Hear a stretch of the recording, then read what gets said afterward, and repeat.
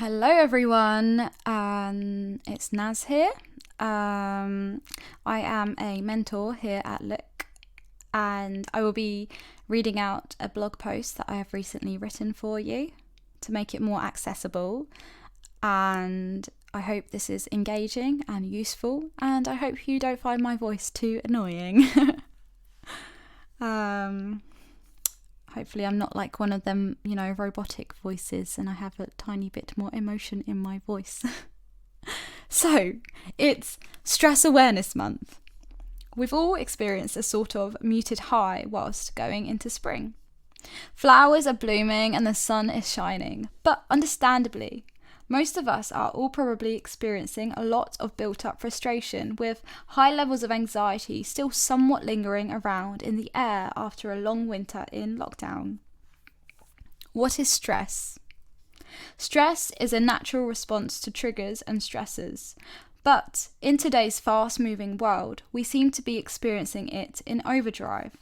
On a physical level, when in a state of stress, our sympathetic nervous system kicks in and triggers the pituitary gland to release hormones. When our bodies release stress hormones, these chemicals like cortisol and dopamine direct our bodies away from functions such as our immune system, digestive system, brain, and muscles. In turn, feelings of anxiety and danger are increased. Now, you can probably see where this is going in terms of stress relating to physical and mental illnesses. Our mind and body can literally almost shut down when in a constant state of stress. High levels of stress can also almost numb the body so much that physical pain is reduced, which can lead to cause our blood to encourage clotting in case of injury. And it can also lead to an abnormally fast heart rate. This is called the flight or fright response. I can for sure relate to this when thinking back to consistent panic attacks that used to disrupt me every day. In the wild, stress would have been beneficial to help protect ourselves from predators or enabling us to run faster and fight harder, for example.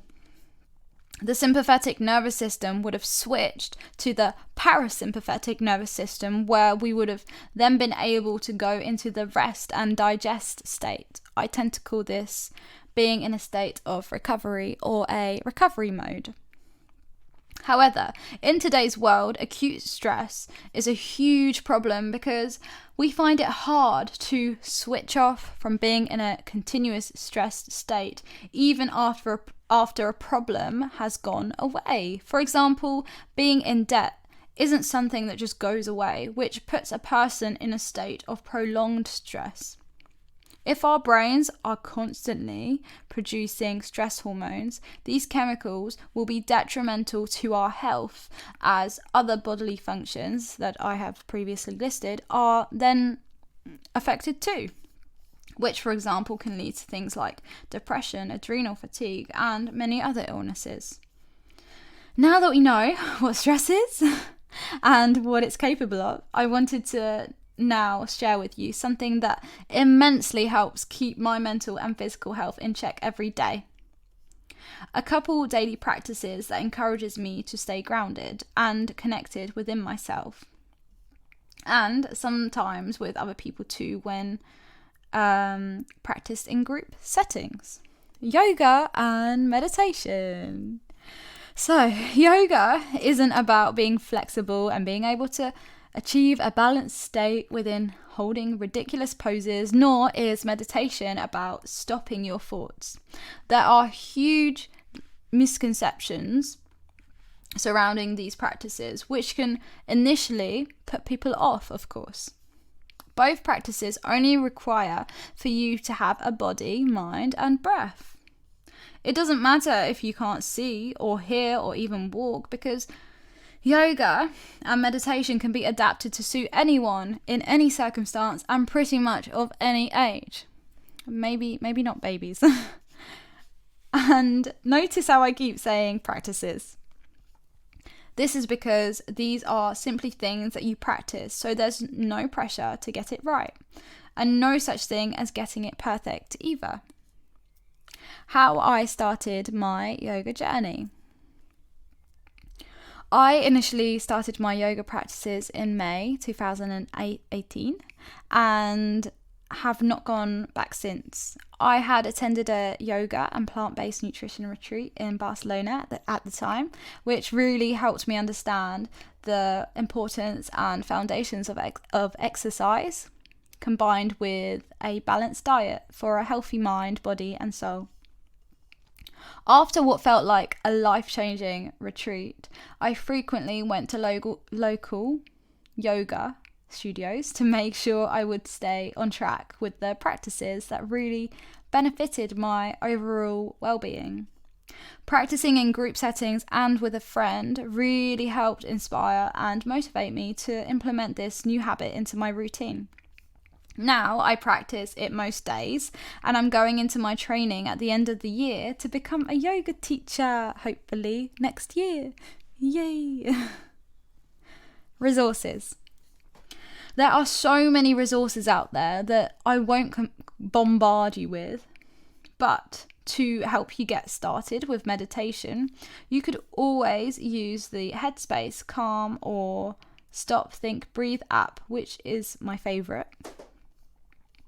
I believe that it is important to research the benefits of these practices to be more determined to implement them into your life. You could do this through online research, and also there are a few engaging Netflix documentaries, series and films. My favourites are I Am Maris, a portrait of a young yogi, Heal, Headspace, Guide to Meditation, and I can't miss out the iconic film Eat, Pray, Love, of course, which is a film that captures a woman's journey into finding peace after a divorce and years of unhappiness. It is so important to manage our stress levels. I've been very mentally and physically ill in the past due to high functioning stress. But by implementing yoga practices, mindfulness, a balanced diet, ample amounts of time in nature, and many other self-help related tricks into my routine, I have managed to make it so much easier for myself and only very, very rarely get sick now. That's not to say that I don't experience stress anymore, because I do. Sometimes life will get in the way and hurtful or stressful things will happen that we cannot avoid. But it's important to take note of my progress in terms of emotional regulation and coping skills. For the most part, these are things that I've worked on and have become better at. I'm now able to deal with stress in healthier ways. My message here is don't give up on yourself or let yourself go to a point or get to a point of destruction. Life is tough, but you are tougher, and improvements are always possible, so believe. I also need to take my own advice. This can be a reminder for me too. It's about the journey, not the destination. So you're probably wondering where to start. And I get that at first, trying a new practice can be overwhelming, especially when the media portray yoga as something that only super fit, super flexible, and superhumans can do. But know that the journey to get to the more challenging poses means so much more than being able to get into them straight away. Think of yoga as a metaphor for life. When faced with difficult circumstances, we tend to also build resilience and strength. We have to wobble and fall off balance to then be able to figure out what helps recalibrate us back into balance again. Every tough experience gives us an opportunity to learn and grow wiser. Sometimes the universe gives us the same lessons over and over again until we learn from them, until we get out of the cycles of stress. It's hard to see the bigger picture and even more difficult to live a happier life. So there I said it a bit weirdly. So what I meant was, until we get out of the cycles of stress, it's hard to see the bigger picture and even more difficult to live a happier life. So embrace holding challenging poses. Match your breath to your movements and take that concept off the mat too for when you're faced with difficulty in your daily life. Learn to give yourself space to breathe, to be able to think logically. Don't give up when you fall, because falling is a part of the journey. And learn to understand that achieving a state of balance in yoga and off of the mat will take some sweet time, but a lot of patience will be gained along the way too, in all aspects of your life. You don't have to be able to touch your toes in order to say you practice yoga. You don't have to be in control of your thoughts to say you practice meditation either. You don't have to climb the full staircase, just take the first step. It's about the journey, not the destination. Implementing yoga into your routine. Everyone's schedules are different, so it's probably best that you pick and choose how much you are able to fit into your timetable.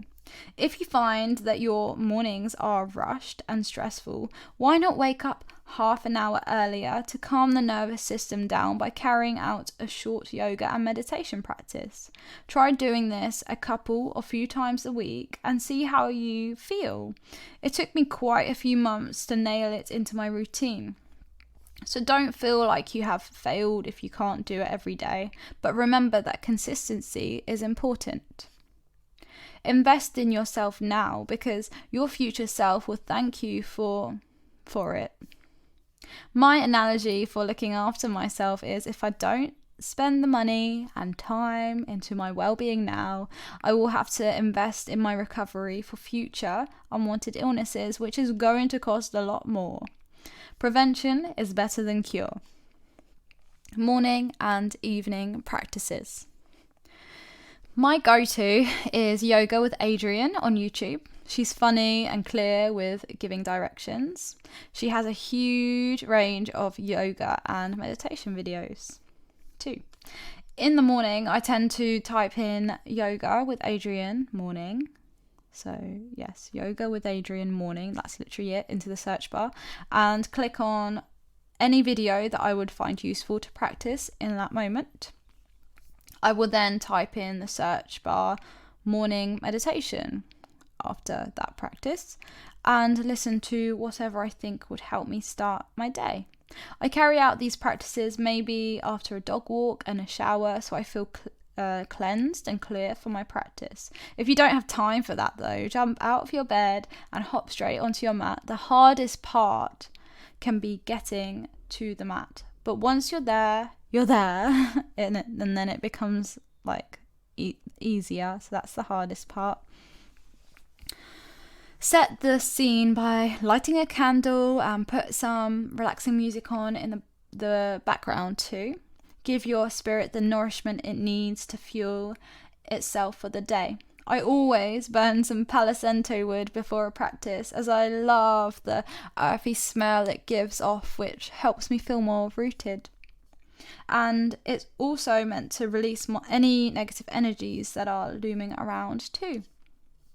To help promote a deeper and better quality of sleep, I do exactly the same before going to bed. I find a relevant bedtime, wind down, yoga sequence and meditation to help me let go of the day and clear my head a little so my mind can be at more rest whilst sleeping. Due to always seeing in some level of darkness, I know that people who have extremely low vision in particular find it hard to sleep, as the brain misinterprets the light signals coming in. I know some VIPs, so visually impaired peoples,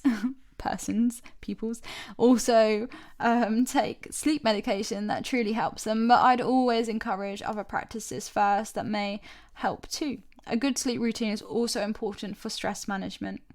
I find that I can't really function very well when my sleeping patterns are disrupted. To further help me with this, I personally take root extracts, calms, herbal pills. And I also put my aromatherapy diffuser on with a few magic drops of lavender and chamomile essential oil in. Both oils are very calming and soothing. How has yoga and meditation helped me? A mixture of yoga and meditation has helped me understand that thoughts aren't always facts. Be in more control of my breath and the thoughts that I decide to act upon. That with consistent practice, I'm able to rewire my thought patterns and shift my perspectives. It has also helped me to be more present and in the moment, which has helped with managing my anxiety and stress levels. A book I'd recommend on this is The Power of Now, written by the wonderful spiritual teacher Eckhart Tolle. This is also available on Audible. To think more logically in difficult situations is another thing that it's taught me.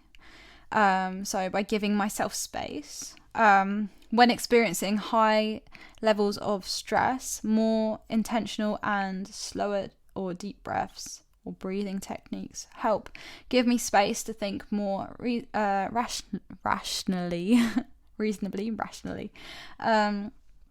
Rationally sounds more clever, so I'm going to go with that one. It's helped me realise that self-discipline is key for self-control. Once I start looking after myself and managing my stress and struggles, it creates a ripple effect amongst the people around me to do the same too, which is another cool thing about it. The list goes on. I am not yet qualified to give lessons or provide beginners workshops, but this is something that I plan to do in the future, and especially for visually impaired people in particular. Any questions or further advice, please do get in contact with Luke, who will then get in contact with me. I hope this information was useful to you in some way. Good luck with your stress management journey. Naz.